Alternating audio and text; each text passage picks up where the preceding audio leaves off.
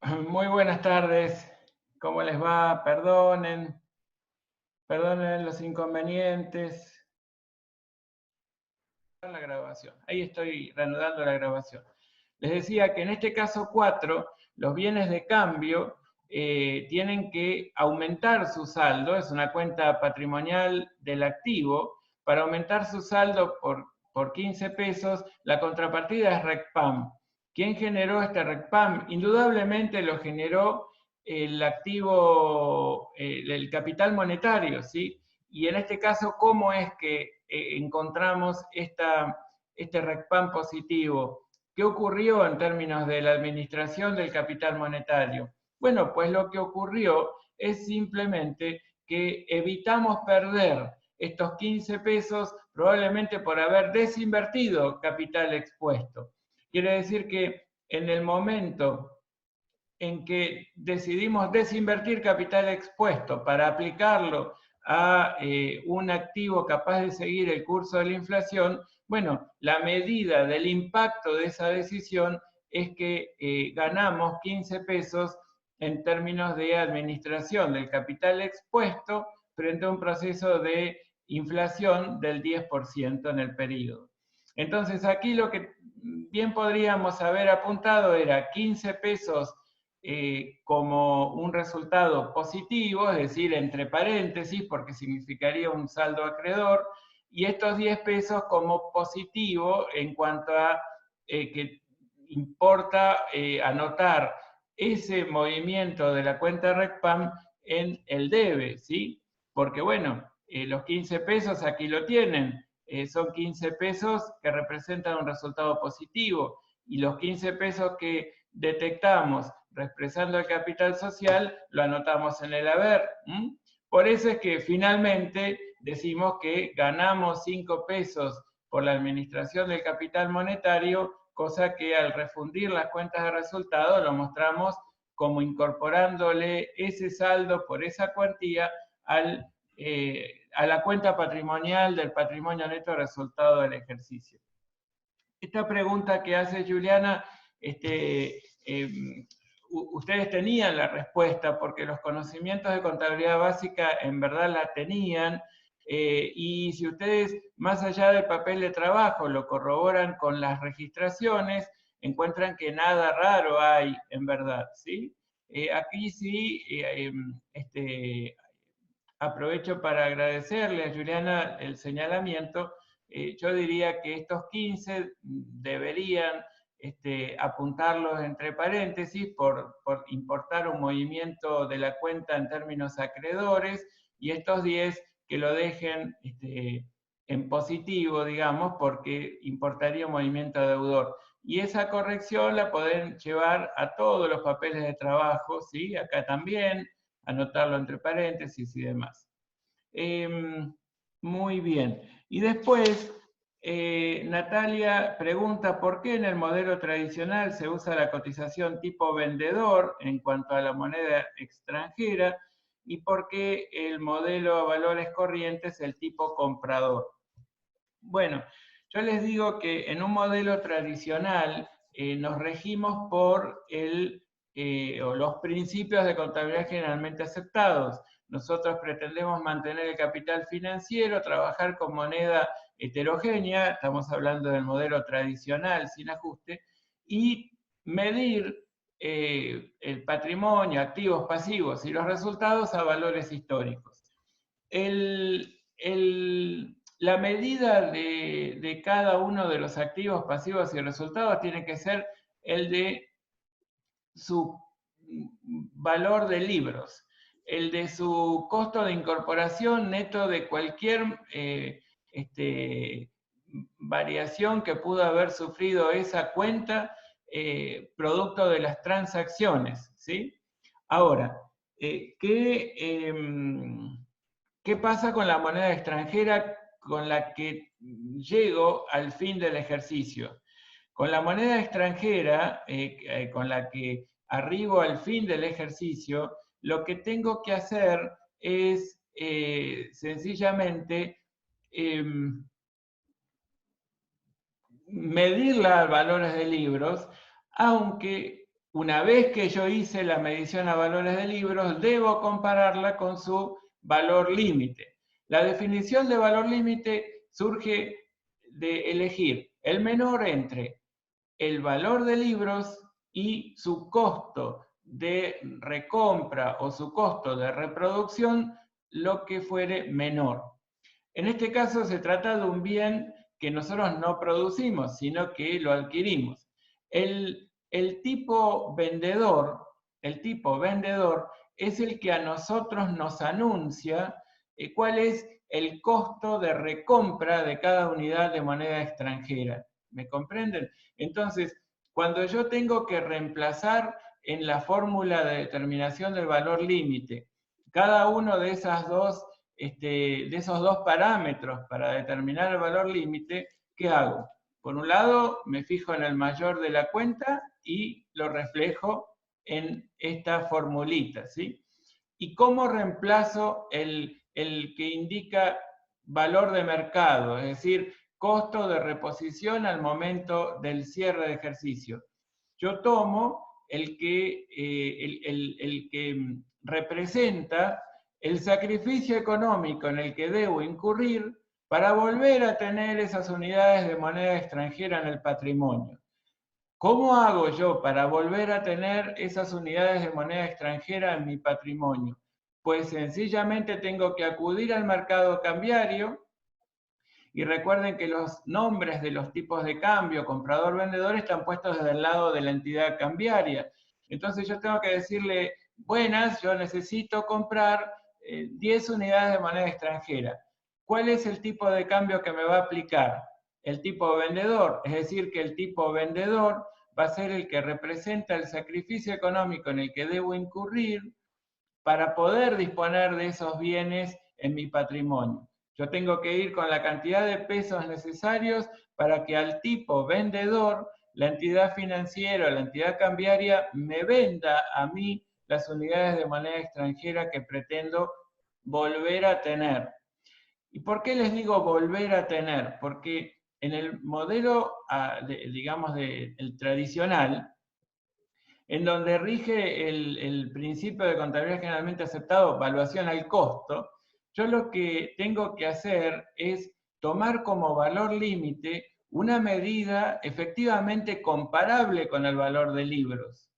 Entonces, yo como valor límite tengo que comparar y elegir entre ellos el menor, entre dos valores que sean realmente representativos en términos de la misma naturaleza. El valor de libros representa el sacrificio económico en el que en su momento debí incurrir para disponer de las unidades de moneda extranjera. En cuanto al valor de mercado, que es el costo de reposición al momento de la venta, representa el sacrificio económico en el que debo incurrir para recomprar esas unidades de moneda extranjera al momento de la medición. Y entre ellos elijo el menor. ¿Por qué elijo el menor? Porque entiendo que si el valor límite se ubicara por debajo del valor de libros, el que quedó expresado en el mayor, una vez que dije ya apliqué el criterio de medición, pues me ayudaría a encontrar un dato muy relevante para el sistema contable que proviene del mercado a ese momento. El sacrificio económico en el que debo incurrir para recomprar esas unidades de moneda extranjera, el valor límite me informa que es menor al valor de libros. Entonces yo tengo que reconocer que hay una desvalorización y registrarla. Normalmente se registra utilizando una cuenta patrimonial, una cuenta regularizadora de la cuenta patrimonial del activo. La cuenta regularizadora se puede llamar ajuste valor límite XX, puede ser moneda extranjera, puede ser mercadería, pueden ser muchos bienes diferentes. Pero lo cierto es que lo que tengo que ocuparme de lograr es precisamente que la medida contable que exprese el valor de libros quede limitada por el valor límite en el supuesto que al compararlo detecte que hay una desvalorización. Es decir, que el valor límite está por debajo del valor de libros al momento del cierre. Esto es lo que explica la razón por la que tengo que tomar el tipo vendedor en un modelo tradicional. Ahora, Natalia pregunta, ¿por qué en el modelo a valores corrientes yo tomo el tipo comprador? El parámetro, y digamos conceptualmente en un modelo a valores corrientes, yo mido mis partidas que integran el activo en función del valor de mercado al momento de la foto, al momento de la medición. Entonces, ¿qué tengo yo en el activo? Unidades de moneda extranjera. ¿Cómo sé cuántos pesos representan esas unidades de moneda extranjera? Pues el que me anuncia cuántos pesos representa esa cantidad de unidades de moneda extranjera es el tipo comprador, simplemente porque yo tengo que llevar adelante el acto de tomar mis unidades de moneda extranjera, acudir a una entidad cambiaria y pedirles que ellos nos compren las unidades de moneda extranjera para yo hacerme de pesos, ¿sí? Entonces, el acto en sí, la transacción, yo no la voy a concretar, pero lo que tengo que hacer es simular que la concreto, ¿sí?, a los efectos de fijar una medida contable correcta para esa partida. ¿Y por qué esa es la medida correcta y no la recompra? Porque se entiende que este tipo de bienes que tienen un precio cotizado en un mercado activo, yo en verdad no tengo que hacer ningún esfuerzo para venderla, y normalmente estos bienes se tienen precisamente para lograr una evolución en el precio específico. Para lograr esa evolución en el precio específico, solo requiere el medio que yo posea la tenencia de ellas, ¿sí? No tengo que hacer ninguna otra cosa. Y en el mercado, yo me doy cuenta que hay un precio cotizado en un mercado lo suficientemente activo como para encontrar en él la cantidad de demanda necesaria para toda la cantidad de la que yo dispongo y en consecuencia poder convertirla a moneda de cuenta. Entonces yo lo que hago en un modelo de valores corrientes que me rige la medida de los activos por el valor de mercado al momento en que estoy pretendiendo medir el activo, bueno, pues me obliga a que yo trabaje ese activo en términos de pesos, que lo convierta a pesos, en función de lo que sería el valor de venta de esos dólares o yens o reales o lo que fuere, para saber de cuántos pesos me puedo llegar a hacer. Y en este caso tengo que tomar entonces el tipo comprador, porque es el que me anuncia su valor neto de realización, es decir, su valor corriente de salida. El tipo comprador, que me anuncia su valor neto de realización, lo tengo que aplicar en este caso por las características del bien de que se trata, por las características del mercado que ese bien tiene y seguramente por la intención de la entidad. En algún momento yo les dije que muchas veces, a pesar de analizar la naturaleza del activo en cuestión y acordar entre todos nosotros que es posible encontrar un precio cotizado en un mercado activo, les dije que podría llegar a darse la circunstancia de tener que medirlo a valor corriente de entrada y no de salida. Y esto amparado solo en la aplicación de la realidad económica para atender al requisito de esencialidad de la información contable. ¿Y cuál era esa realidad económica que me llevaba a tomar un valor corriente de entrada aún respecto de partidas que tienen un precio cotizado en un mercado activo? La intención de la entidad. Entonces, si yo les aclarase que se trata de moneda extranjera, que la entidad piensa sostener o reservar en su activo por un término prolongado de tiempo, no sé, un año o dos, bueno, pues aunque tenga las características necesarias como para medirlo a valor corriente de salida, ustedes deberían medirlo a valor corriente de entrada.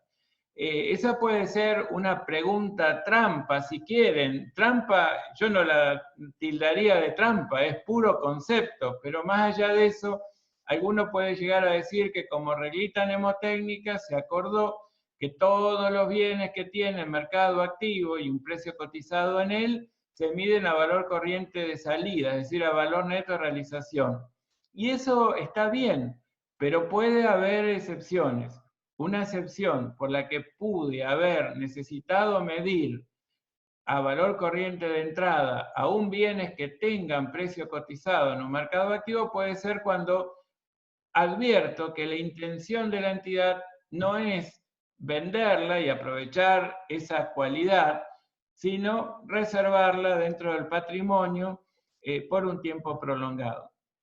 Cuando se trata de un bien con mercado activo y nosotros no le decimos nada, no les aclaramos que la intención de la entidad es guardarlo por mucho tiempo, ustedes siempre deben interpretar que se trata de un bien respecto del cual se quiere aprovechar las características de no requerir un esfuerzo significativo su venta, ¿sí?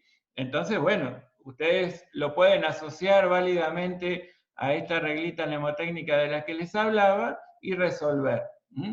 Pero bueno, no siempre las cosas son iguales, ¿sí? Muchas veces aplicar correctamente los conceptos también lleva a analizar estas situaciones tal vez un poco más atípicas, pero no les digo que esto no ocurra nunca. Muchas veces las entidades acuden a una moneda más fuerte como reserva de valor, porque la moneda de cuenta no cumple con esa función, ¿sí? Independientemente de tal vez también querer reservarla por alguna otra cuestión, también relacionada con las funciones del dinero, como por ejemplo hasta poder cancelatorio. Tal vez en términos de poder cancelatorio, en función de la realidad de esa entidad, bueno, pues reúne o cumple mejor con esa función una cierta moneda extranjera que la moneda local. Entonces, no, a lo que quiero llegar es que no piensen que la respuesta es o debe ser o debiera ser siempre la misma, ¿no? Ante una circunstancia, mayoritariamente las respuestas van en esa dirección, pero puede perfectamente existir un desvío que nos lleve a una solución hasta contraria. En lugar de medir a valor corriente de salida, valor corriente de entrada. Espero que Natalia y Juliana estén satisfechas con esta respuesta. Aileen dice, yo no termino de comprender cómo identificar la cotización tipo vendedor o tipo comprador. ¿Con qué criterio lo identifico? Aileen, el tipo comprador es una cotización cuyo nombre está puesto del lado de la entidad la entidad cambiaria. Entonces, el tipo comprador es cuando la entidad cambiaria compra las unidades de moneda extranjera. Para que ese sea el valor de compra, digamos, individual, por decirlo de nuevo, porque el tipo de cambio comprador se expresa por unidad de moneda extranjera, alguien tiene que ir a ofrecerle a la entidad moneda extranjera. Y la respuesta de la entidad cambiaria es, al tipo comprador yo se lo compro. Entonces eso denota que el tipo comprador es ni más ni menos que el que ayuda a determinar su valor neto de realización. ¿Sí? En cambio, el tipo vendedor está también puesto desde el punto de vista de la entidad cambiaria. ¿Qué operación denota? Que uno va con pesos a la entidad cambiaria y le dice, señor, por favor, necesito comprar una unidad de moneda extranjera. Entonces, la entidad cambiaria responde, yo le vendo una unidad de moneda extranjera al tipo de cambio vendedor. Entonces ese es el que denota el costo de recompra o el costo de reposición de cada unidad de moneda extranjera. ¿De acuerdo, Aileen? Entonces eso es en realidad un modo, digamos, bastante sencillo de no errarle. El tipo comprador, dado desde la óptica de la entidad y viendo que siempre estamos hablando de moneda extranjera, es cuando la entidad compra moneda extranjera. Y el tipo vendedor es cuando la entidad vende moneda extranjera. Bueno, y después Ignacio dice, en el TP6, casos 5 y 6, ¿a qué hacen referencia a los intereses? ¿No se tendría que utilizar las cuentas a pagar en euros y cuentas a pagar en dólares? En el trabajo práctico 6 de modelos contables, ¿cierto? A ver, a ver, a ver, a ver.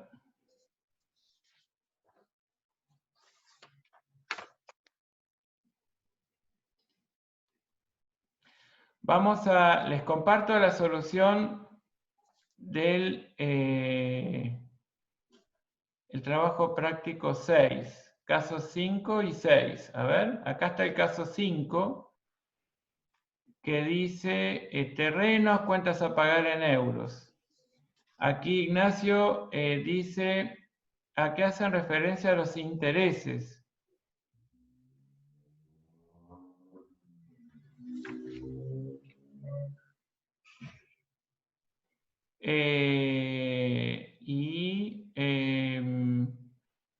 No se tendrían que utilizar las cuentas a pagar en euros y cuentas a pagar en dólares. A ver, vamos a analizar el caso 5. Recaudaciones a depositar, terrenos, cuentas a pagar en euros y capital social.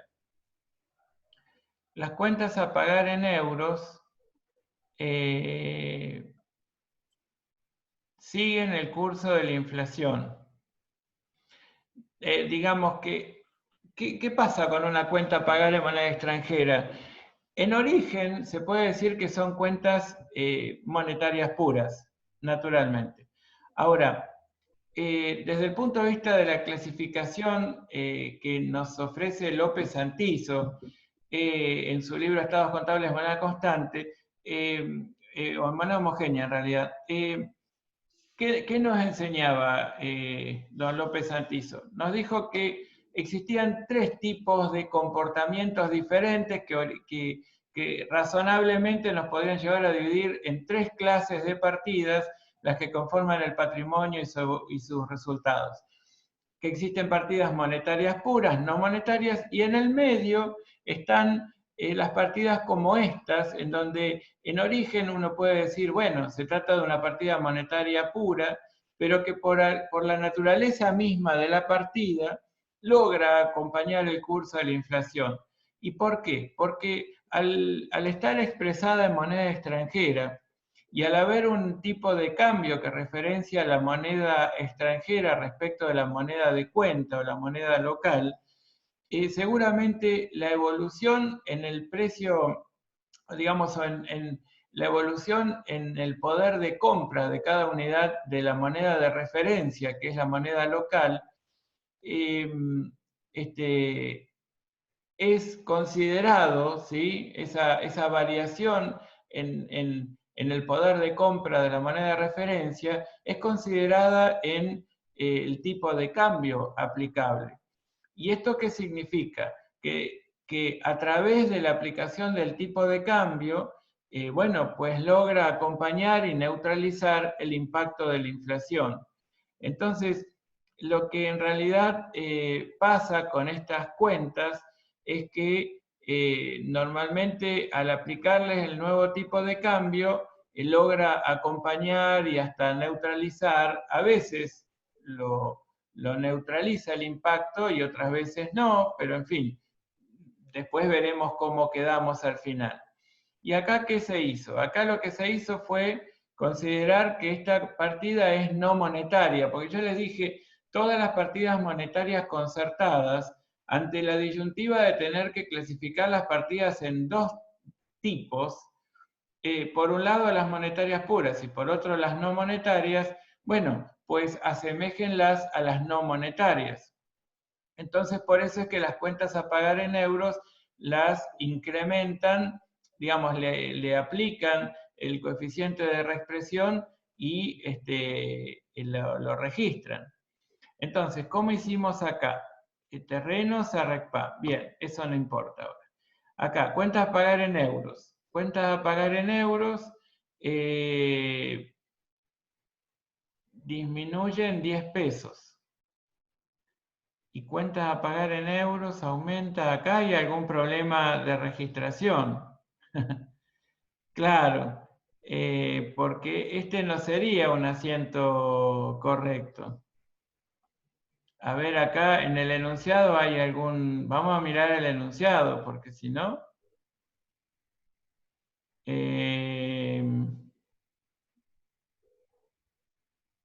no varió el precio de la moneda extranjera ni el precio específico de los bienes. Ah, ese es un dato importante.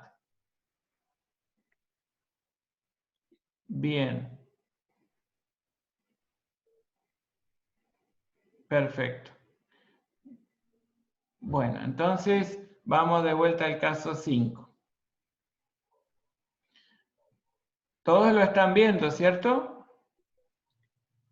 Sí, profe. Bueno, genial. Gracias, Norma, por responder.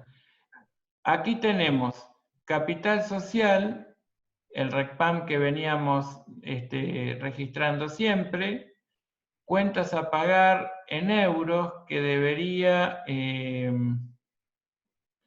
debería aumentar en 10 pesos el saldo, ¿sí? Bueno, acá en realidad hay una registración de más, pero yo no puedo decir que había un interés devengado del 10%, porque en el enunciado no lo decía. No sé si acá no está, le falta una parte del enunciado. A ver, yo puedo buscar el enunciado original. Busco el enunciado original. ¿Sí? Un segundito que lo busco, lo leemos juntos. Y allí vamos a encontrar la respuesta probablemente. Caso 6 era este. Caso 6. No decía nada. No varió el precio de la moneda extranjera ni el precio específico de los bienes. No, y no decía nada sobre tampoco la cuenta a cobrar en dólares. En el caso 6 decía ingresos brutos a pagar. No, nada. Bueno, entonces no tenemos nada que registrar ahí. Claro, acá hay un poco cosas que no tienen nada que ver, ¿sí? Miren, está muy bien la observación que quien la hizo, Ignacio. Bien, Ignacio. Aquí, ¿qué les parece que tendrían que registrar? Los 10 pesos de incremento del saldo de terrenos contra RECPAM ya están registrados aquí.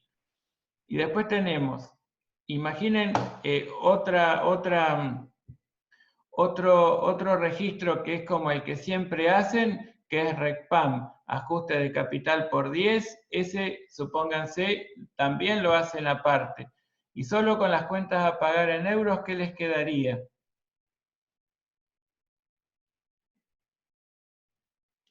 RECPAM a cuentas a pagar en euros, ¿cierto?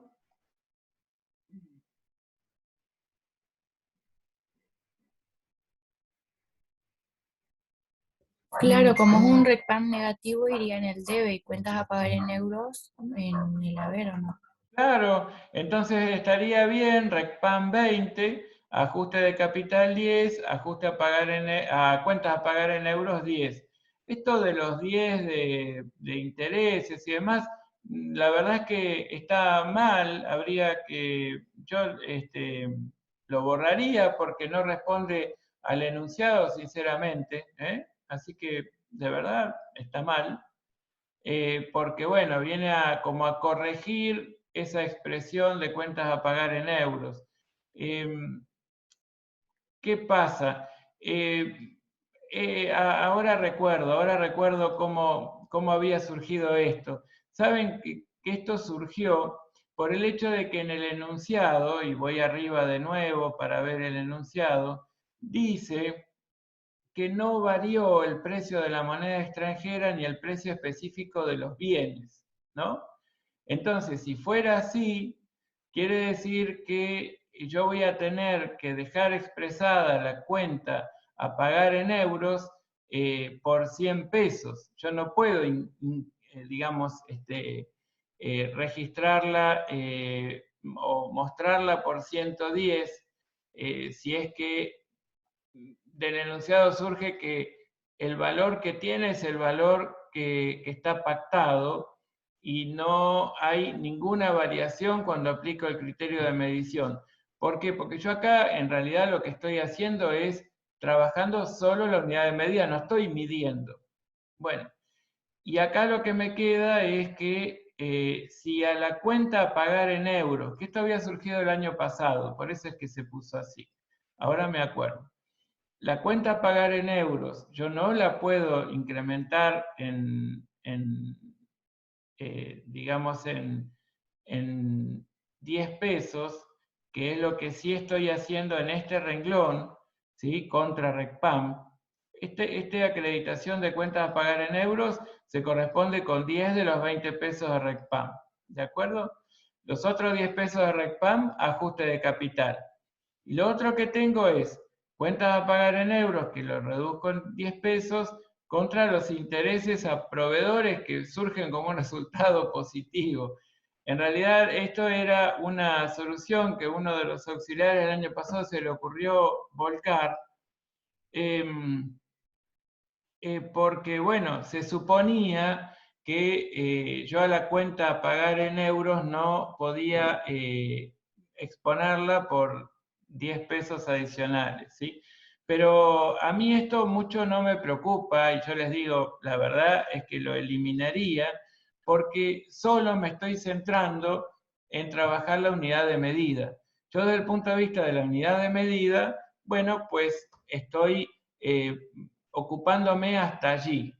Y lo que tengo que hacer trabajando la unidad de medida es incrementar el saldo en 10 pesos. Lo demás tiene que ver con la medición. Y acá nos estamos ocupando solo de lo que hace a la unidad de medida. Por eso es que hoy, que ya conocemos todos los temas de modelos contables, nos podemos tentar a decir, bueno, sí, capaz que está bien este débito y este crédito, pero no, yo diría que por el punto en el que nos encontramos desarrollando el caso 6, fíjense que recién en el caso 9 vimos el primer caso en donde teníamos que trabajar todas las variables de los modelos, todas juntas, ¿sí? Donde trabajábamos capital a mantener, unidad de medida, criterios de medición, en los 6 modelos que conceptualmente les enseñamos. Entonces yo les diría que esto, en este punto, la verdad es que no tiene nada que ver, porque tiene más que ver con la medición que con la unidad de medida. Lo mismo para el otro caso, en donde tienen la cuenta a cobrar en dólares. Para el caso es una cuenta también monetaria concertada, que la asemejan a las no monetarias, y desde el punto de vista de la clasificación como no monetarias, corresponde que le incrementen en 10 pesos su saldo contra RECPAM. Después lo otro que tiene que ver con la medición, la verdad es que yo eso lo eliminaría para que no se confundan, porque por ahí después es que ustedes piensan que la unidad de medida y el criterio de medición están trabajando más o menos lo mismo, y no es lo mismo. Cuando vieron que yo les expliqué que medir y evaluar no son lo mismo, que medir significa una tarea más amplia que evaluar. Valuar importa buscar un nuevo valor para la partida. Medir importaría o buscar un nuevo valor para la partida o manejarme con un valor del pasado, trabajándolo hacia el presente, como por ejemplo el costo de un rodado, y trabajar en el presente qué porción del costo se consumió, es decir, ya no es capaz de generar un flujo positivo de fondos hacia el futuro. Entonces, eso es medir también, trabajar con una medida del pasado, correspondiente a un mercado distinto del de hoy. Bueno, eso significa medir, pero cuando yo estoy trabajando en la unidad de medida, estoy preocupándome por otra cosa. Me estoy ocupando de ver si la unidad de medida elegida para traducir todos los hechos económicos registrables por parte del sistema de información contable, los voy a medir qué impacto respecto de ella tuvo la inflación o deflación reinante, o hago caso omiso a su existencia. Entonces yo estoy trabajando otra cosa. A mí me importa medir qué impacto tuvo la administración del capital expuesto a un proceso inflacionario. Entonces a mí me preocupan otras cosas. Y en este caso 6, el trabajo práctico 6, y puntualmente en el caso 6 de ese trabajo práctico, yo no me propongo medir la cuenta a cobrar en dólares, sino me propongo homogeneizar la cuenta a cobrar en dólares. Para lograr ese objetivo de homogeneizar, nada más que homogeneizar, yo lo único que tengo que hacer es debitar la cuenta a cobrar en dólares por 10 y acreditar RECPAM por 10. ¿De acuerdo? Yo eso es lo único que me tengo que preocupar por hacer. Después, bueno, Profe, sí. una consulta, el resultado del ejercicio de ese mismo caso, entonces, ¿sería 20? Y a ver acá qué hizo este chico, cuentas a cobrar en dólares, lo debitó, y acá lo acreditó contra intereses a clientes. Y un interés negativo encima cuando es una cuenta a cobrar. No, sinceramente es una mezcla conceptual que no se lo recomiendo. Claro, acá en realidad lo que pasó es sencillo. La cuenta a cobrar en dólares tendría que incrementarse en 10 pesos contra RECPAM, positivo, y capital social, incrementarse el ajuste de capital contra el RECPAM, que sería negativo. Entonces se neutraliza mutuamente y quedaría un resultado del ejercicio de 0, ¿sí? Porque el RECPAM en sí es 0, ¿de acuerdo? Aquí quedan estos 10 pesos solamente por estos intereses a clientes que lo registró como un resultado negativo, porque teóricamente son intereses que resignamos, pero no me parece razonable. Además, lo más importante como ejemplo de cómo no hay que resolver este caso es que están inventando una cuestión que no surge del enunciado. En el enunciado lo que les pedimos es que trabajen desde el punto de vista del comportamiento de las partidas frente a la inflación o deflación reinante. Bueno, les informamos que la inflación fue pareja y que por todo el periodo fue el 10%. Por eso a todos se le aplica el coeficiente de ajuste 1.10, pero bueno, el resultado sería 0, Cintia. ¿Por qué sería así? Y porque tenemos 10 pesos positivos de RECPAM cuando ajustamos cuentas a cobrar en dólares y 10 pesos negativos cuando ajustamos el capital por RECPAM. Y Está bien. claro, entonces la cuenta RECPAM queda saldada. Y ya está, el resultado es 0. Vieron que acá está RECPAM, RECPAM 0. ¿Sí? Ese es el resultado del periodo. Está bien, gracias. No, de nada. Y acá, ¿por qué consideran que está, por supuesto se cumple la partida doble? Porque a cuentas a cobrar le quitaron de vuelta los 10 pesos y demás. Pero lo más lógico sería saber que en este caso, como muestra aquí la comprobación directa, el RECPAM es 0, ¿sí? Bueno, esto era muy importante tener en cuenta porque obviamente el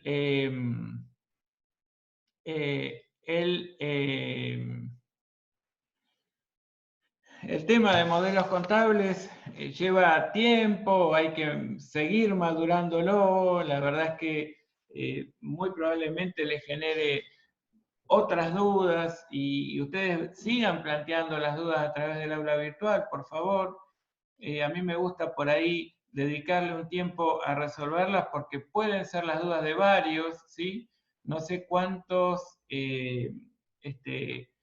miran las respuestas que le damos a través del foro de consultas que tenemos en el aula, pero bueno, hay varios que hacen consultas o por correo electrónico, que les recomiendo que no lo hagan porque después no son públicas y en consecuencia no las podemos responder públicamente, más allá de hacerlo en una clase como lo hice hoy, o bien lo hacen como por privado. Y la verdad es que siempre sería bueno que todas las consultas se hagan de modo público, por esta razón que les comento, ¿sí?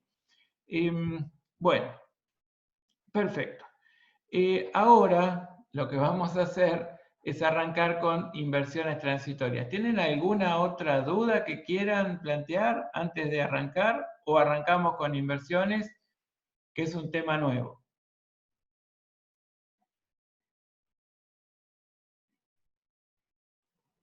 Bueno, arrancamos. Entonces yo le hago caso a Ailín y Sí, profe. arrancamos. Gracias, Norma.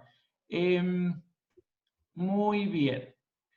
Yo les voy a compartir la pantalla y les voy a poner a disposición de ustedes esta guía de inversiones transitorias, donde ustedes van a ir viendo algunas cuestiones conceptuales que aquí les voy planteando.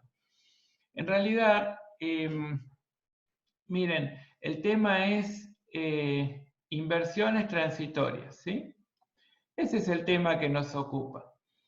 Y yo les quiero comentar que, en principio, a una inversión transitoria la consideramos tal cuando decidimos, ante un excedente de fondos, aplicarlo a la adquisición de un activo que nos permita obtener una renta adicional al de la actividad principal, que de algún modo complemente o fortalezca a la entidad en busca del cumplimiento de su objetivo social,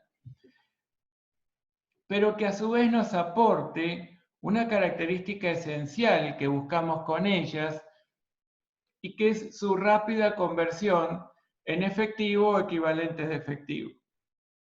Eso es lo que en realidad nos proponemos cuando decidimos invertir excedentes de fondos en bienes capaces de generarnos una renta, por supuesto adicional al de la actividad principal, y a la vez una rápida conversión en dinero efectivo, ¿sí? O bueno, equivalentes de efectivo. Entonces, aquí yo les muestro la guía en donde aquí les mostramos las características. ¿Qué significa que sean fungibles? Que cada elemento de la especie, ya sea cada acción ordinaria, clase A, que otorga un voto, es lo mismo que otra acción ordinaria clase A que otorga un voto, o es lo mismo el título público denominado X, y que tiene un valor nominal X y una cotización determinada. Bueno, esos esos individuos de la misma especie se pueden intercambiar entre sí, y estoy siempre hablando de lo mismo, un individuo de una especie que tiene un precio cotizado en un mercado activo. El mercado activo se define por aquel en el que confluyen oferentes y demandantes, capaces de absorber toda la cantidad de la que se disponga a comerciar en ese ámbito y al precio conocido por todos. Esas son las características que tiene un mercado activo. O también mercado transparente se lo llama, en fin, tiene distintas denominaciones. Entonces, aquí tienen algunos ejemplos de este tipo de bienes: moneda extranjera, oro, títulos públicos o títulos privados.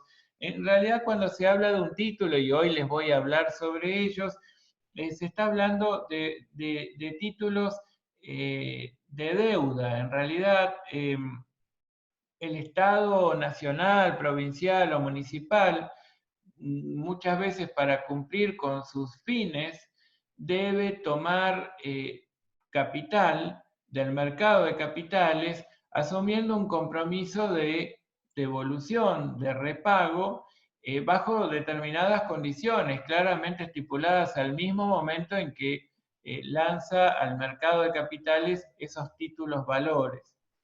Y quienes adquieran esos títulos valores, lo que hacen es aportar al Estado esos recursos que el Estado necesita, y el Estado a cambio les ofrece una renta, ¿sí? Una renta que, por supuesto, como el Estado tiene que prever el costo de su endeudamiento, lo ofrece o la ofrece esa renta como una tasa aplicada sobre el valor nominal de los títulos públicos, independientemente de lo que ocurra en términos de cotización.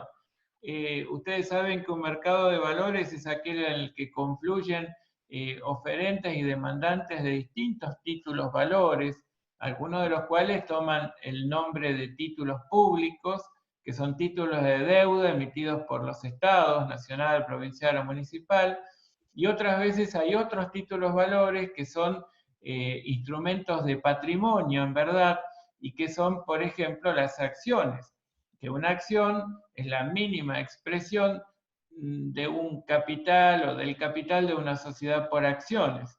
Entonces, bueno, aquí lo que tenemos es que un título público representa una deuda del Estado, ¿sí?, hacia los suscriptores de esos títulos públicos, los adquirentes de esos títulos públicos, y después hay situaciones en donde los privados necesitan recursos. Entonces muchas veces lo que hacen es emitir títulos de deuda, pero siendo entidades privadas, como se denominan distintos esos títulos de deuda, que se llaman obligaciones negociables. En la Ley General de Sociedades quedó una vieja denominación del debenture, ¿sí? Que hay algunos que lo nombran de otra manera, pero en español se podría expresar de esta manera, como yo lo dije, debenture, ¿sí? Que en realidad desde el punto de vista idiomático estaría mal, pero es generalmente aceptado disciplinarmente denominarlo de esa manera, que no es ni más ni menos que cuando una entidad que cotiza sus acciones o no necesita capital, puede lanzar al mercado de capitales títulos de deuda que medianamente equiparables a la situación que le pasa al Estado cuando busca financiamiento, también fija condiciones para la devolución, el repago de esa deuda que toma, y tienta a los particulares que la suscriben con que conseguir ese financiamiento le va a permitir mejorar su performance como entidad emisora de esos títulos de deuda, y en consecuencia les garantiza como una posibilidad más que cierta de recupero del capital invertido, con más la renta que, por supuesto, se ofreció en la oportunidad de suscribir esos títulos valores. Después también cuotas partes de fondos comunes de inversión. Los fondos comunes de inversión a veces habrán sentido nombrar, que tal vez algunos bancos ofrecen, son como una alternativa de inversión a la cual se puede entrar y de la cual se puede salir muy rápidamente, por supuesto siempre a través de una entidad bancaria, que representa un mix de inversiones, por ejemplo, una porción en plazo fijo, una porción en acciones, una porción en títulos públicos y una porción en obligaciones negociables, supónganse, con algún ofrecimiento de rentabilidad mínima que tal vez pueda ofrecer ese mix de inversiones, pero siempre con la modalidad de poder entrar y salir rápidamente de ella, a través, por supuesto, de alguien que esté autorizado a operar en el mercado de los títulos valores. Después también hay otras alternativas de inversión, como los metales, que tienen también un precio cotizado en un mercado activo, algunos productos agrícolas, el petróleo crudo, el ganado en pie, suelen ser mercados en donde existe un precio cotizado, aunque bueno, hay épocas y épocas, hay momentos en que esto no es tan cierto y otros momentos en que sí es real. La RT9 nos dice que, como les comenté, son las realizadas con el ánimo de obtener una renta u otro beneficio explícito o implícito, y que no forma parte de los activos dedicados a la actividad principal del ente, y las colocaciones efectuadas en otros entes. ¿Por qué hace esta aclaración? Porque define las inversiones en términos generales. Y fíjense que cuando uno dice obtener una renta u otro beneficio, explícito o implícito, ahora que ustedes ya conocen sobre modelos contables y cómo puede evolucionar una partida a lo largo de la tenencia, un beneficio explícito puede ser naturalmente la renta que un título de deuda del Estado que uno suscribió, bueno, pueda devengar. Si el Estado dice devenga el 10% anual, bueno, yo sé que en la medida que lo mantenga durante un año, yo voy a obtener una renta equivalente al 10% del valor nominal del título público. Perfectísimo. Pero a su vez, ¿qué tiene ese título público? Ese título público cotiza en un mercado de valores, que yo les recomiendo que lean, se instruyan un poquito sobre a qué llamamos mercado de valores, cómo es el funcionamiento, quiénes son los actores que en un mercado de valores pueden efectivamente gestionar compras y ventas. No lo puede hacer cualquier persona, tiene que ser una persona física o una persona jurídica que al menos tenga una acción del mercado de valores. Esto significa el valor de una acción es, bueno, realmente muy alto, y esto no es algo que pueda hacer cualquier persona. Entonces, hay que reunir no solamente condiciones materiales, sino también condiciones en términos del conocimiento que hay que demostrar del funcionamiento de ese mercado para poder operar en él. Entonces yo eso les recomiendo que lo hagan. Pero les decía que en el marco de un mercado de títulos públicos o de acciones, se genera por la puja entre oferta y demanda una cotización. Y esa cotización puede representar el beneficio implícito buscado también por el inversor, que es que evolucione ese precio específico, bueno, positivamente, ¿no? Y entonces eso significa que allí puedo obtener otro beneficio de esta colocación de excedentes de fondos. Y de allí que pueda haber un beneficio implícito.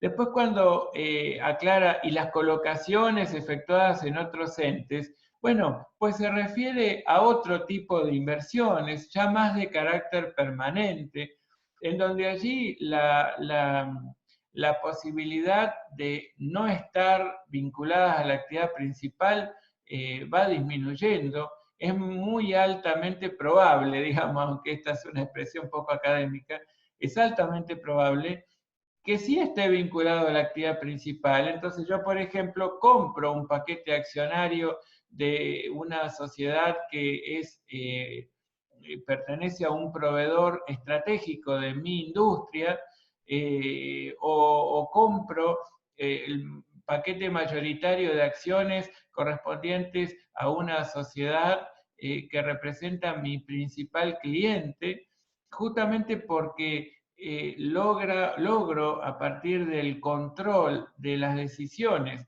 que ese proveedor estratégico o ese cliente estratégico puedan tomar, dándome a mí una mayor seguridad en lo que es la gestión del negocio social. Entonces, por ahí, las colocaciones efectuadas en otros entes a las que se refiere la definición del RT9 no está vinculada estrechamente a las inversiones transitorias, sino a las inversiones en acciones de carácter permanente, que las vamos a ver como último tema, una vez que ya hayamos barrido todo el activo, todo el pasivo y el patrimonio neto y los resultados. Ahí vamos a entender un poco más el juego de patrimonios y entonces vamos a abordar las inversiones permanentes en acciones. Pero bueno, en la definición del RT9 que habla de inversiones, sin aclarar transitorias, permanentes ni nada, bueno, esta última parte de la definición se refiere a eso. Dice además que no se incluyen en este rubro las inversiones en bienes inmuebles, terrenos o edificios que deban ser reconocidos como propiedades de inversión. Fíjense que las propiedades de inversión, que representa un rubro incorporado por la RT31 que modificó la 17, lo que hace es reconocer que cualquier terreno y o edificio tiene una función en la entidad, independientemente de que esté o no aplicado al desarrollo de la actividad, ¿no? Pero tiene una función que puede ser de apreciación de valor, que es uno de los objetivos por los cuales puedo tener esos terrenos o edificios, o bien la obtención de una renta, por ejemplo, si yo los tengo para arrendarlos, para alquilarlos. Bien, entonces puedo tener como un doble propósito al decidir invertir en terrenos o edificios. Y además, normalmente estoy hablando de una inversión que se llama inmovilizada, porque yo no compro terrenos y edificios solo para revender prontamente. Normalmente estoy hablando de distraer una suma importante de dinero, normalmente no es un tema menor. Yo no lo hago normalmente con excedentes de fondos, habitualmente represento una decisión como pesada de tomar, ¿sí? Porque es realmente una inversión significativa. Y tiene además cierta vinculación con la actividad, puede que no, que sirva como respaldo, pero no es necesariamente así. Y bueno, y por supuesto, tiene una entidad propia, de hecho, lo imputamos a un rubro específico del activo que se llama propiedad de inversión y no en inversiones, así, sin más, en donde sí los encontrábamos, por ejemplo, los inmuebles destinados a alquiler, en la contabilidad de cualquier entidad hasta la sanción del RT31. Bueno, aquí les decimos, bueno, según la realización, las inversiones pueden ser de corto o largo plazo, según el fin que se persigue, para obtener una renta o controlar un ente, que de algún modo es lo que les manifesté hoy, y según el cumplimiento del fin, bueno, la compra-venta o la tenencia. Y también la Ley General de Sociedades, en el artículo 63, nos pide que mostremos separadamente dentro del activo, dice aquí, las inversiones en títulos de deuda pública, en acciones, en debentures, ¿ven? Estas serían las obligaciones negociables, como se los llama modernamente, con distinción de las que sean cotizadas en bolsa, las efectuadas en sociedades controlantes, controladas o vinculadas, otras participaciones y cualquier otra inversión ajena a la actividad, a la explotación de la actividad. Muy bien. Entonces, yo les voy a decir que nosotros vamos a trabajar en Contabilidad 2 3 tipos de inversiones transitorias. Profe, Sí. antes de continuar, le quería preguntar, Sí, ¿a qué se refiere cuando es según el fin que se persigue para controlar al ente? Bueno, cuando decimos compra o tenencia para influir en las decisiones del ente, significa que... El de arriba, profe, el de según el fin que persigue para obtener renta o controlar al ente. Sí, correcto, perdón. Es lo mismo que esto, Aileen.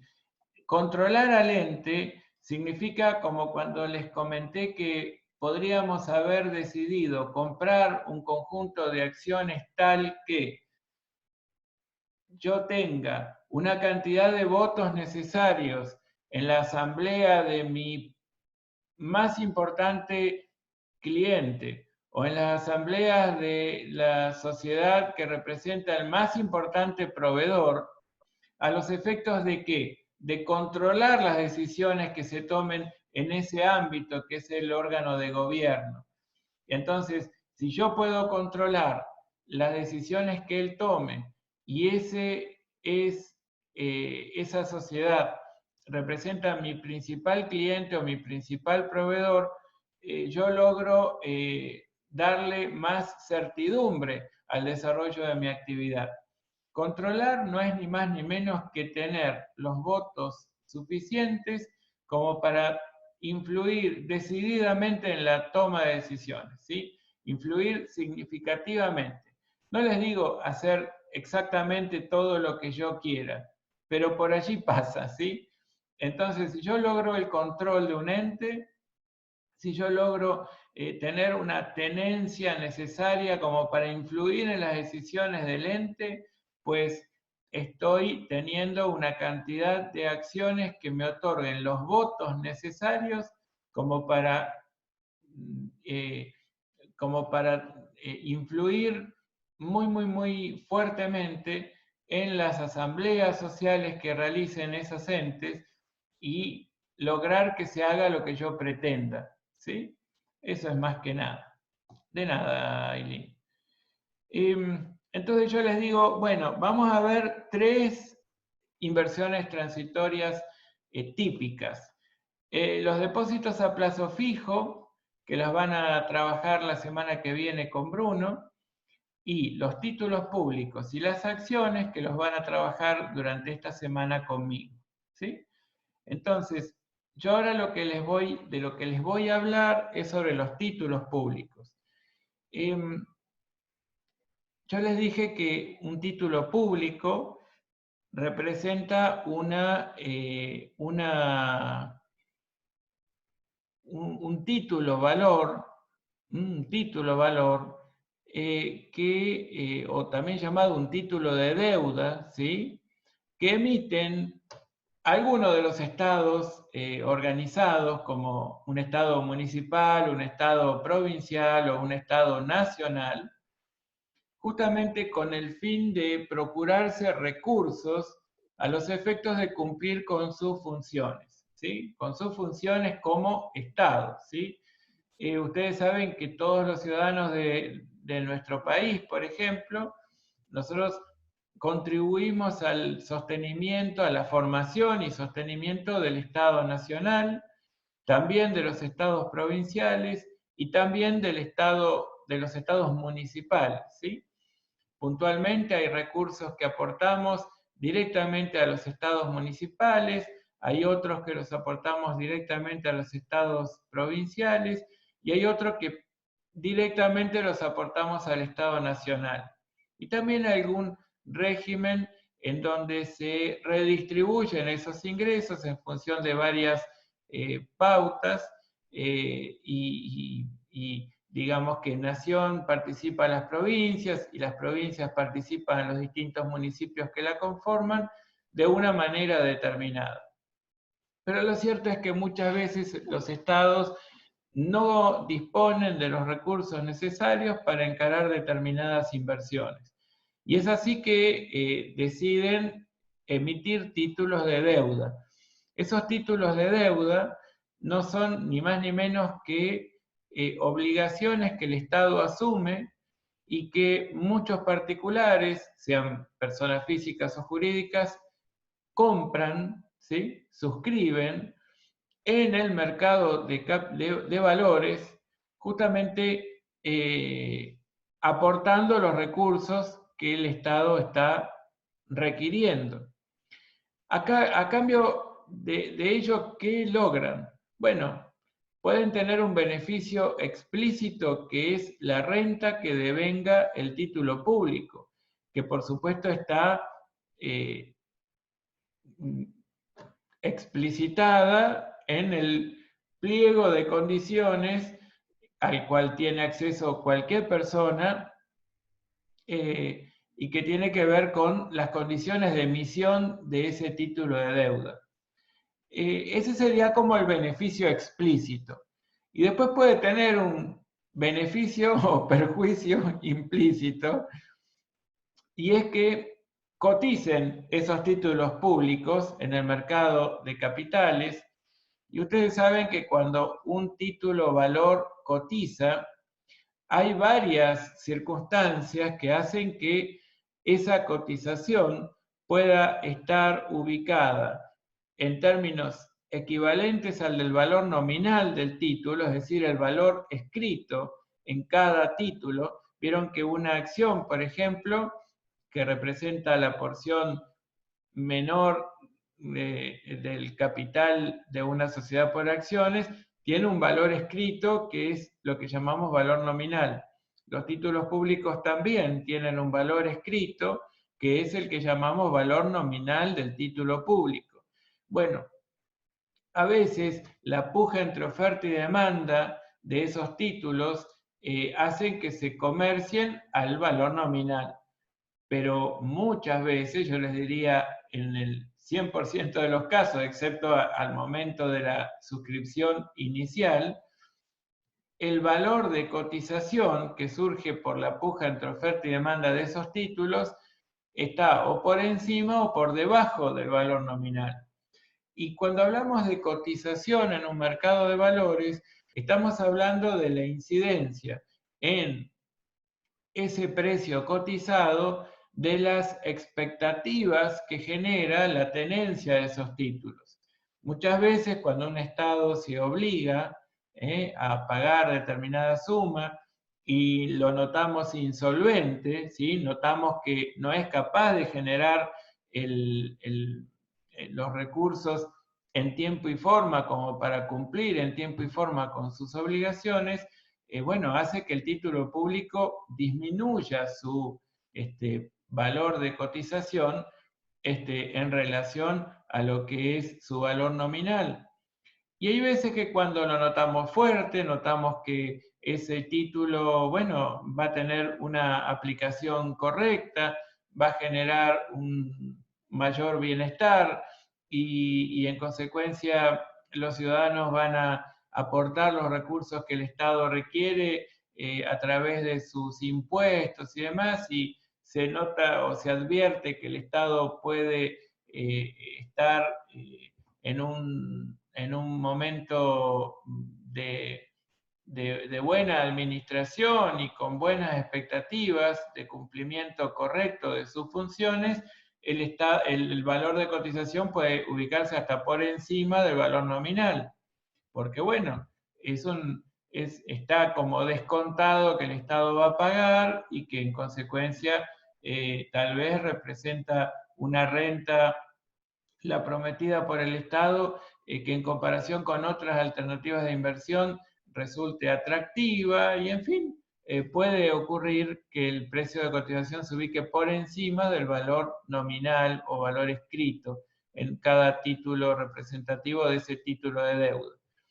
Bien, entonces, así es que se da este juego de oferta y demanda de estos títulos valores. Ahora, ¿cuáles son los, cuáles son como las, a ver, como los datos a los que uno puede acceder mirando un título valor? Por supuesto, el primer dato es el nombre que ese título público va a tener. Normalmente el nombre contiene de alguna manera el dato acerca de cuál de estos estados son los que es el que está emitiendo, se trata de un estado municipal o provincial o nacional, en cuanto al ámbito geográfico, ¿no? También tienen en la denominación, si ese título es emitido en pesos, es decir, es un compromiso tomado en pesos o es un compromiso tomado en dólares. Por supuesto, otro dato con el que voy a tomar contacto mirando el título público nomás es cuál es el valor nominal, que es el valor escrito en cada uno de ellos. Voy a tomar contacto con la tasa o la renta que prometa el Estado emisor, que va a estar siempre o va a ser siempre aplicada sobre su valor nominal. Y bueno, y por supuesto, la cantidad de títulos que representa toda la emisión y la cantidad de recursos que para el Estado representa la suscripción inicial de todos esos títulos públicos. Si ustedes me preguntan, ¿el valor de cotización va a estar anotado ahí? Yo les digo, no, de ninguna manera. El valor de cotización lo voy a conocer si yo acudo al mercado de capitales y veo cuál es en la pizarra el valor de cotización. Yo no lo voy a encontrar en el pliego de condiciones de emisión del título. Y otros datos que figuran en el pliego de condiciones tienen que ver con los momentos de pago de renta que promete el Estado y los momentos de devolución parcial del capital tomado, que se llama amortización, ¿sí? Que también son prometidos por el Estado. Entonces, ustedes dicen, ¿cómo amortización? Ese no es un término que yo utilizaba en Contabilidad 1 para demostrar qué porción del costo de un bien de uso consumí.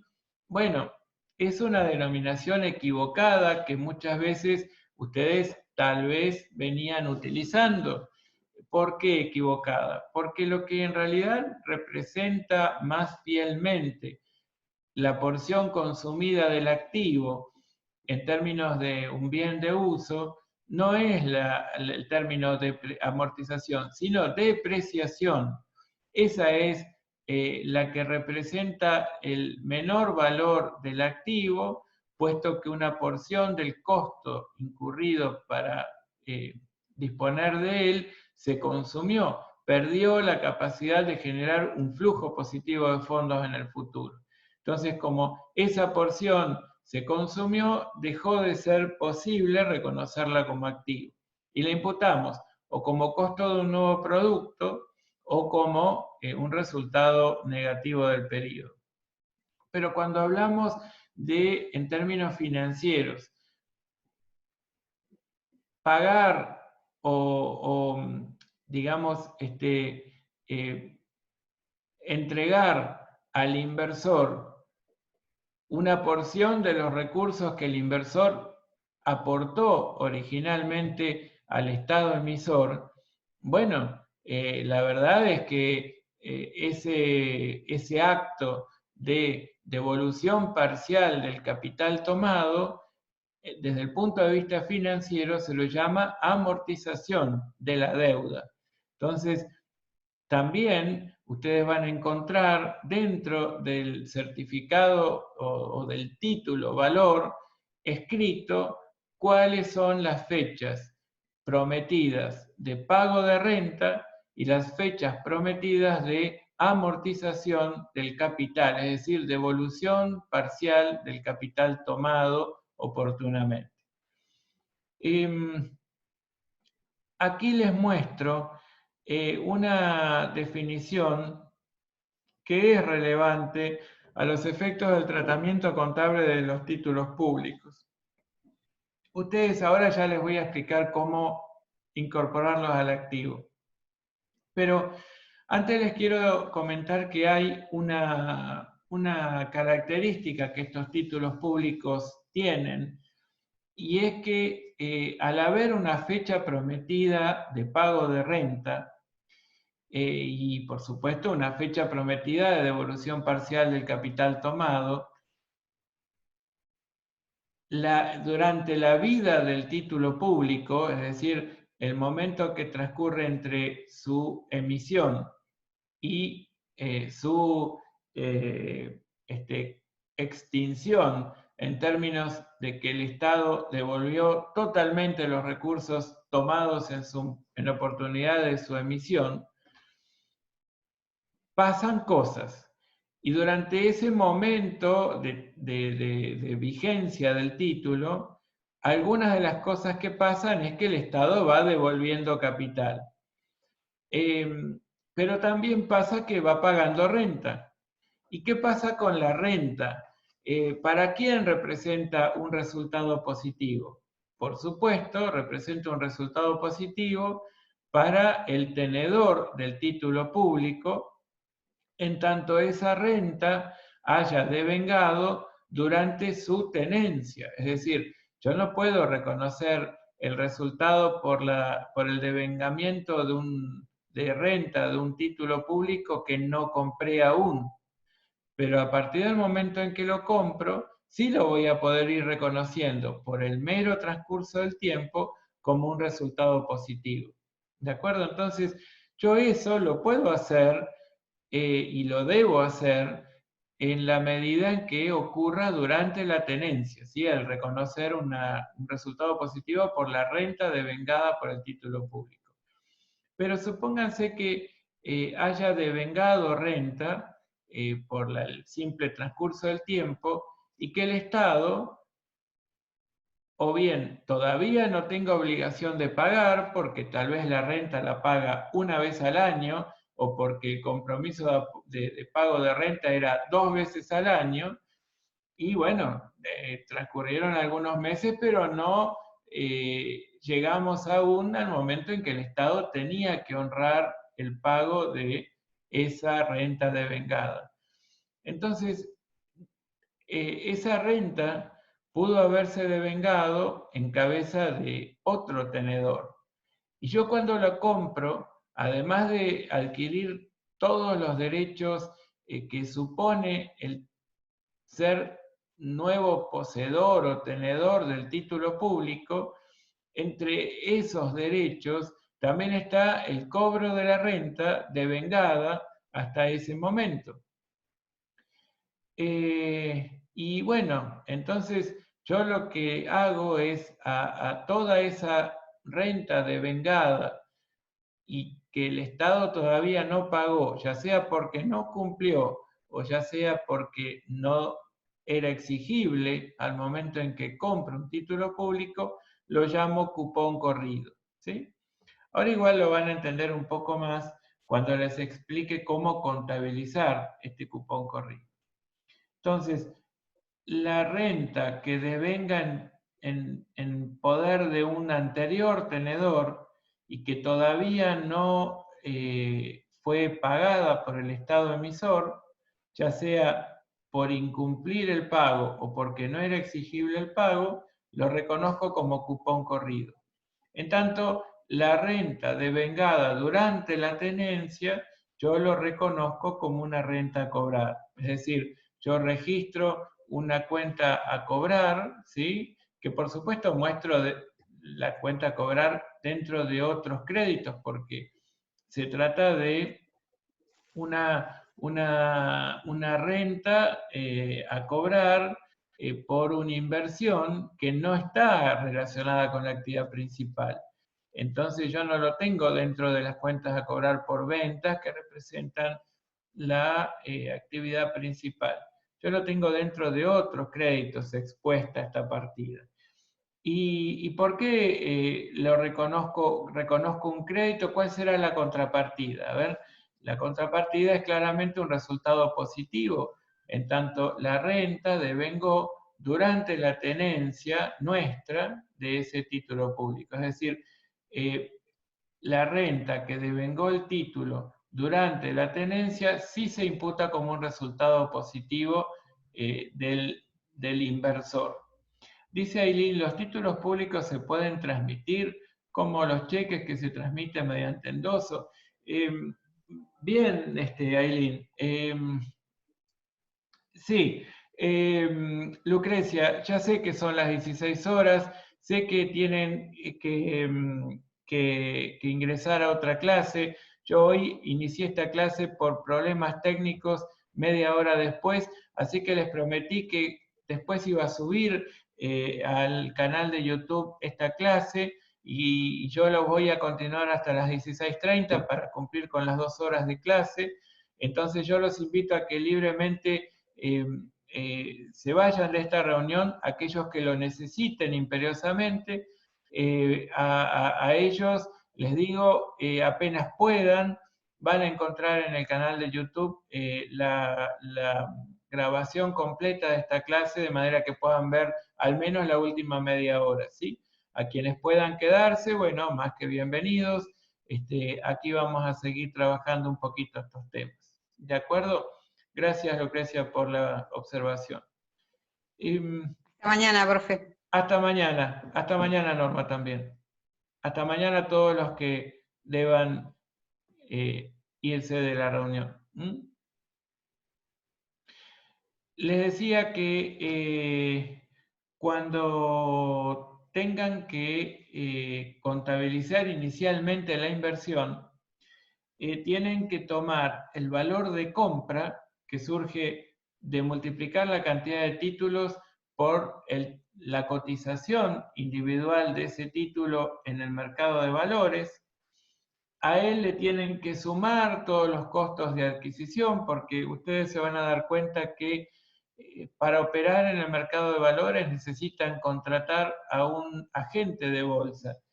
Y el agente de bolsa, por supuesto, cobra una comisión y constituye entonces un costo necesario en el que deben incurrir para poder efectivamente comprar estos títulos valores. Así que a la cantidad de títulos multiplicado por la cotización individual, le suman los costos de adquisición. ¿Y qué le restan? Le restan el cupón corrido, lo que acabo de explicarles. Toda la renta devengada en cabeza de anteriores tenedores, que naturalmente el Estado todavía no pagó, ya sea porque no debía, porque no había vencido, o porque no había cumplido, devengados hasta el momento de la compra. ¿Y por qué lo restamos? Lo restamos por una razón matemática y una razón conceptual. La razón matemática es que dentro del valor de compra, que yo les dije que resultaba de multiplicar la cantidad de títulos públicos por la cotización individual, dentro de la cotización está incluido el derecho a percibir la renta, que todavía el Estado no pagó. ¿Y por qué? Y porque simplemente el Estado, ¿a quién le paga la renta devengada? Solo al tenedor. Y al tenedor, al momento del pago de renta. Entonces, quien ostente la tenencia del título, al momento en que el Estado dice, pase por ventanilla que le pago, ese es el tenedor que puede hacer efectivo el cobro. Mientras tanto, cada vez que devenga una renta, esa renta automáticamente se incorpora al valor de cotización. ¿Por qué? Porque indudablemente al tenedor de los títulos, la sola tenencia lo habilita a cobrar esa renta.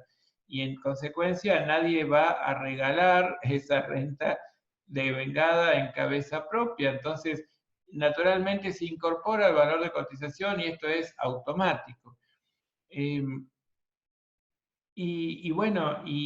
entonces lo que hacemos es segregarlo justamente para identificar esa porción de renta que importa aplicar recursos transitoriamente, por supuesto, es decir, se trata de un costo que yo lo tengo que pagar al momento de la compra. ¿Para qué? ¿Para adquirir qué? Para adquirir un derecho que lo voy a ejercer contra el Estado emisor, a recuperar nominalmente esa renta que que tuve que pagar cuando lo compré al título, y que lo voy a recuperar nominalmente cuando el Estado cumpla con su obligación. Entonces, esta porción de la erogación total que aplico a comprar un título valor, yo la registro aparte al momento de la adquisición, con el fin de reclasificarlo en otro rubro del activo. Yo no lo muestro como mostraría títulos públicos XX como cuenta patrimonial del activo del rubro inversiones transitorias. Yo a cupón corrido, títulos públicos XX, lo muestro dentro de los otros créditos, ¿sí? Como una cuenta por cobrar contra el Estado emisor. Cuando pueda ejercer mi derecho al cobro de esa renta, solo recuperaré nominalmente lo que el Estado prometió pagar entre el último momento en que pagó y el momento en que compré por toda la renta devengada durante ese periodo. Y que todavía el Estado no había pagado. Bueno, entonces yo nominalmente voy a recuperar ese dinero invertido. ¿Y por qué les aclaro tanto nominalmente? Porque esto me garantiza y me demuestra que yo no voy a poder obtener una renta adicional referida al cobro de ese derecho adquirido al momento de la compra del título valor. Yo solamente estoy recuperando un recurso invertido en términos nominales. Entonces, yo no puedo decir que reúna las características de las partidas que sí incluyo como inversión transitoria. Fíjense que una condición indispensable para incorporar dentro de inversiones transitorias a una partida es que yo tenga la posibilidad de obtener una renta implícita o explícita. Pues acá no tengo ninguna posibilidad de obtener una renta, ni implícita ni explícita, puesto que el cobro de esta renta devengada durante la tenencia en cabeza de otras personas, solo me permite recuperar nominalmente una porción de la inversión que realicé al momento de la compra. Bueno, por supuesto, vamos a tener que debitar títulos públicos XX justamente por un valor que se corresponde con esta cuenta, ¿sí? El valor de compra más los gastos de adquisición menos el cupón corrido. El cupón corrido lo muestro entonces aparte. ¿Y qué hago durante la tenencia? Bueno, lo que tengo que hacer durante la tenencia es bastante sencillito. Simplemente por el mero transcurso del tiempo, la renta que se va devengando, y un poco respondiendo a la pregunta de Julieta, que dice, ¿la renta a cobrar se contabiliza contra la cuenta de resultado positivo? Claro, yo identifico a toda la renta que devengue en cabeza nuestra, como nuevos poseedores, nuevos tenedores del título público, lo voy a registrar como una renta a cobrar títulos públicos XX contra una cuenta de resultado positivo. Es decir, acredito una cuenta de resultado positivo que diga o se llame rentas obtenidas, título público XX o rentas, títulos públicos XX, pero como cuenta de resultado positivo, ¿sí? Y tanto la renta a cobrar como la cuenta cupón corrido van a representar créditos de la sociedad o del tenedor contra el Estado emisor. Recuerden que nosotros no tenemos ninguna contrapartida en resultados de lo que es el cupón corrido, porque esta es una renta que devengó en cabeza de un anterior tenedor. En cambio, sí voy a encontrar dentro de los resultados la contrapartida de lo que imputé a rentas a cobrar. Eso sí, efectivamente, voy a imputarlos contra la cuenta de resultado positivo. Sí, ¿quién preguntó?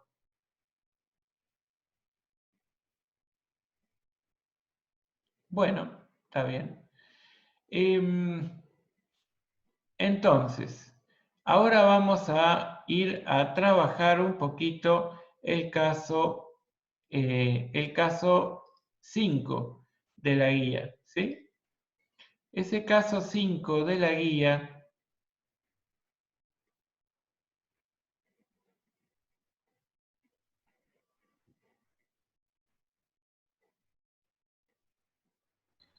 Profe, sí, acá en los apuntes que está compartiendo recién, sí, dice, en caso de haber un rescate por parte del Estado, debemos sí, reconocer... pero ¿Qué eso se los explico ahora en un minuto, porque bueno. sí, Valentina, porque el tema es que no quiero abrumarlos con cosas que claramente no me van a entender ya, ¿sí? Bueno. Lo van a ir entendiendo cuando veamos, por ejemplo, el caso 5. Gracias. Gracias, Valentina. Mío Tuyo S.A. realiza las siguientes operaciones relacionadas con títulos públicos. El 20 de febrero adquiere 1000 títulos públicos de valor nominal 10 pesos cada uno, cuya cotización a la fecha es de 18 pesos, y los gastos de compra del 2%. Aquí les aclaro que cuando nosotros no les digamos cuál es el costo de adquisición en términos del costo del intermediario, del agente de bolsas, siempre tomen el 2%. Y si para obtener el valor neto de realización no les aportamos cuál es el costo directo de la venta, es decir, el costo del comisionista cuando decidimos vender la tenencia de títulos públicos, también tomen el 2%. Entonces, como un acuerdo entre nosotros, cátedra y estudiantes, digamos que ante la ausencia de ese dato siempre contabilicen en función del 2% de gastos de compra, 2% de gastos de venta. Recuerden que los gastos de compra estarían mal denominados tales, ¿sí? Y esto es un poco a propósito.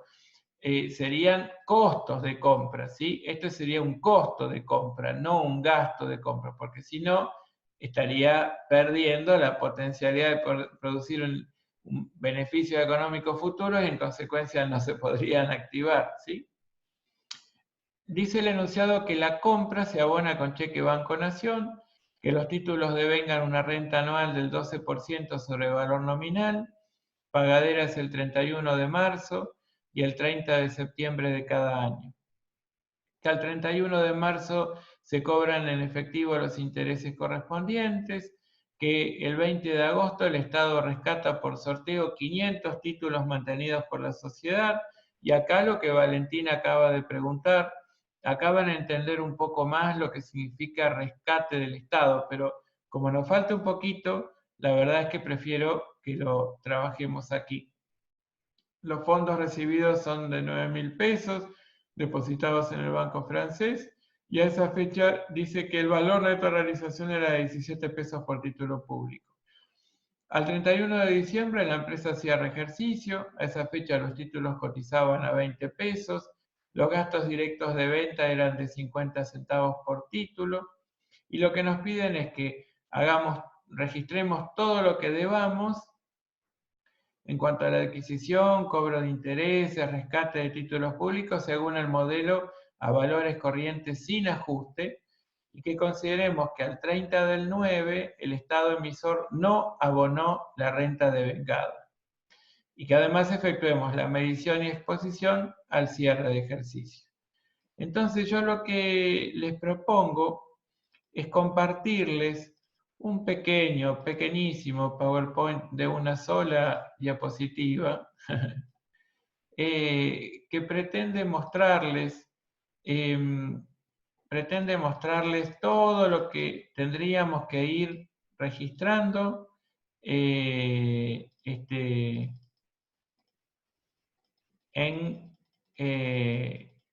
producto del enunciado. Lo que tenemos que hacer es una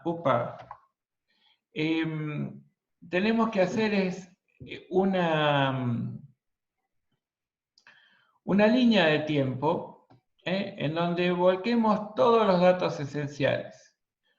Una línea de tiempo donde volquemos, por supuesto, la fecha de compra, 20 de febrero, por supuesto, la fecha de cierre de ejercicio. Ven que acá está la foto, y yo les pongo ojo, no creen una chimenea. Esto significa que tienen que comparar la medida contable a la que hayan arribado con el valor recuperable para que no se pueda crear esta chimenea. Lo que pasa después de la compra y también lo que pasó hasta en la fecha de la compra. Entonces, una información muy importante es que muestren los periodos de pago de renta prometidos por el Estado. Los pagos de renta eran el 30 de septiembre, el 31 de marzo y el 30 de septiembre, ¿sí? Esos eran los pagos de renta. Lo que pasa es que, bueno, el 30 de septiembre del año 9, como en ningún lado dice que el Estado emisor no pagó, ustedes tienen que apuntar como que, bueno, efectivamente se pagó. Al 31 de marzo dice que se cobra la renta devengada. Perfecto, eso después vemos cuánto. Al 30 de septiembre también es un pago de rentas, pero dice que el Estado emisor no pagó la renta prometida. Entonces, cuando al 31 de diciembre hagamos la medición, eso lo tenemos que tener en cuenta. ¿Qué otro dato relevante surge del enunciado? Que el 20 de febrero adquirimos 1000 títulos públicos. ¿Cuál es el valor nominal por título? Que es 10 pesos por título. Y que cada uno tiene un valor nominal de 10 pesos, pero que por los 10.000 títulos pagaron 18.360 pesos. Ese es un dato del enunciado. Tienen además al enunciado que la cotización era de 18 pesos por unidad y que el gasto de adquisición era del 2%.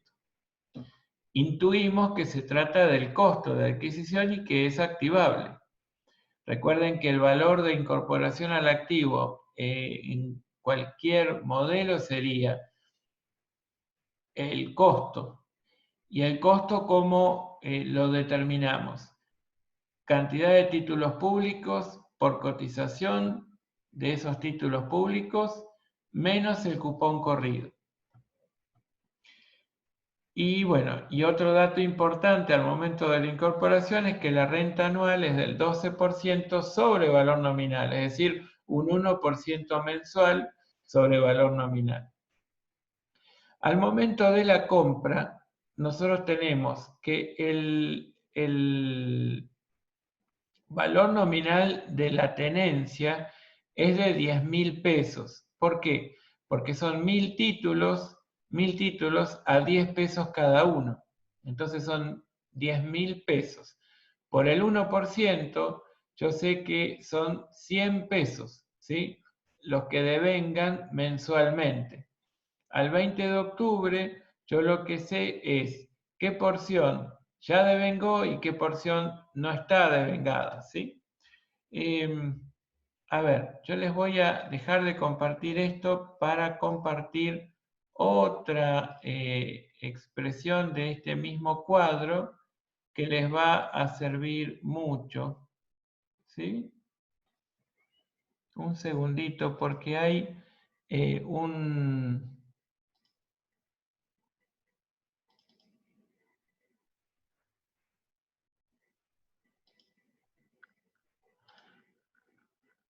hay una versión que tengo de esta línea de tiempo que está un poquito más completa. Y yo hoy con el problema que tuve,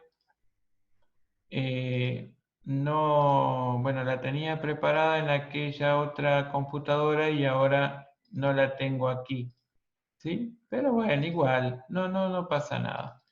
Vamos a ir completando igual. Yo los voy a completar hasta el final y esto es lo que tenemos y con esto nos tenemos que manejar. Quiere decir que entre el 20 de febrero y el 28 de febrero, la renta que devengó en nuestra tenencia es de 1/3, un tercio de 100 pesos, que es lo que devenga mensualmente. Entre el 30 del 9 y el 20 de febrero, es lo que yo debería considerar como cupón corrido, es decir, como renta que se devengó después de del pago de renta y hasta el momento de la compra. Ahora vamos a ver cuánto es. A partir del momento de la compra, estos 33 pesos que calculo por febrero, más los 100 pesos mensuales hasta el momento en que venda parcialmente mi tenencia, también lo voy a ir reconociendo como una renta devengada, ¿sí?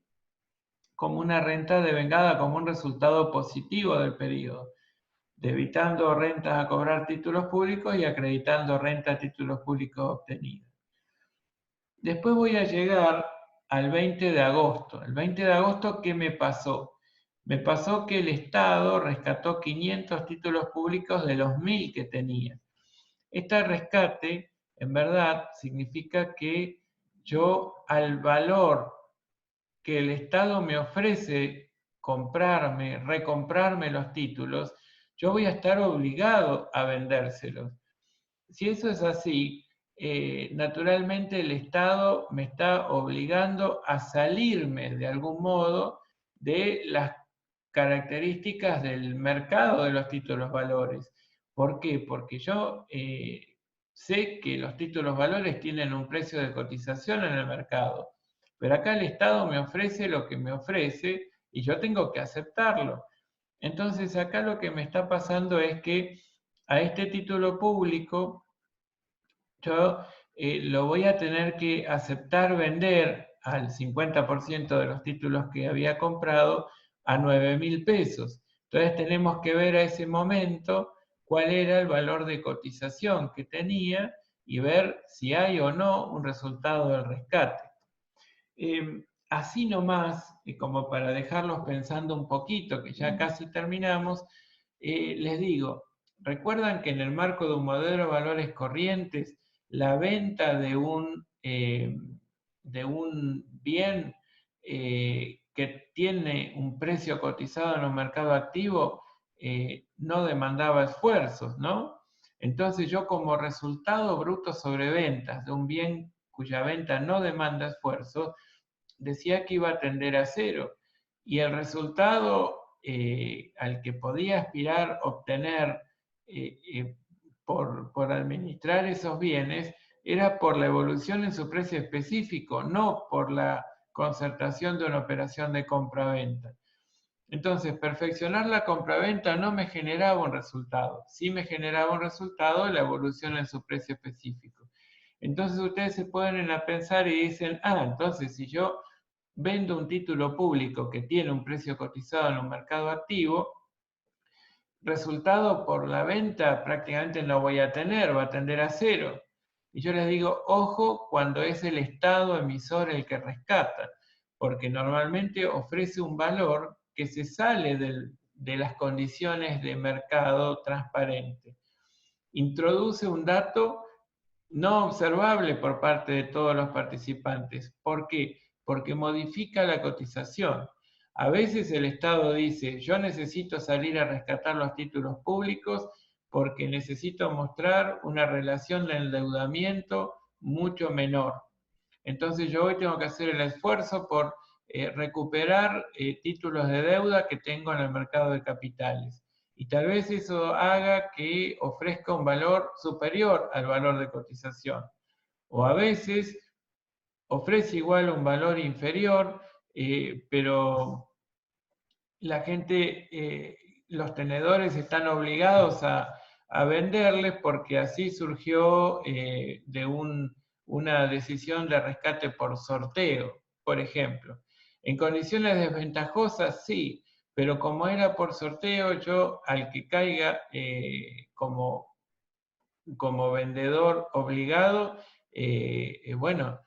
obligado está, entonces, bueno, yo voy a tener que vender igual, aunque las condiciones sean poco favorables.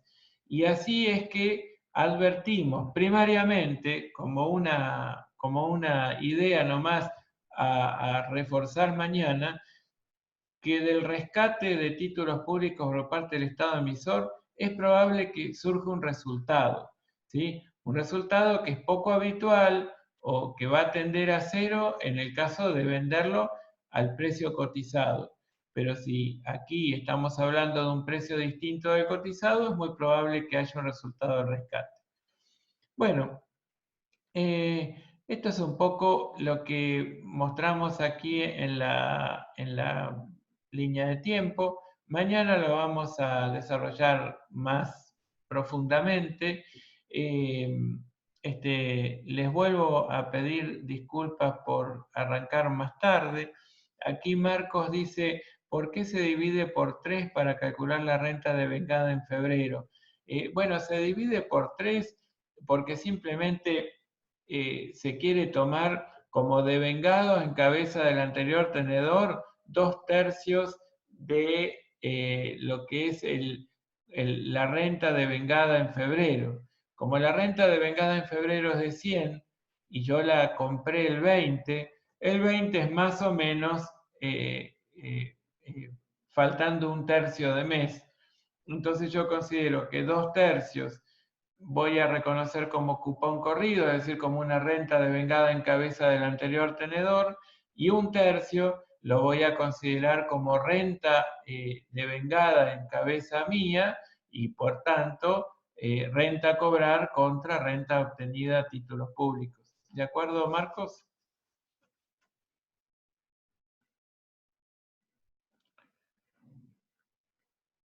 Bueno, perfecto.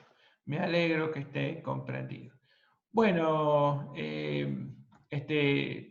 les agradezco por haber permanecido hasta ahora, 16, casi 30. Mañana vamos a retomar el caso, no se preocupen. Es una cuestión que la van a entender perfectamente, pero bueno, le vamos a dedicar un poco más de tiempo. Les pido que lean los apuntes para mañana, si están como un poco más en tema, y nos veremos entonces mañana martes mañana es 30 ya de marzo, a las 18 horas. Gracias, será hasta mañana. Gracias. Hasta mañana. Chao, profe, nos vemos. Adiós, gracias.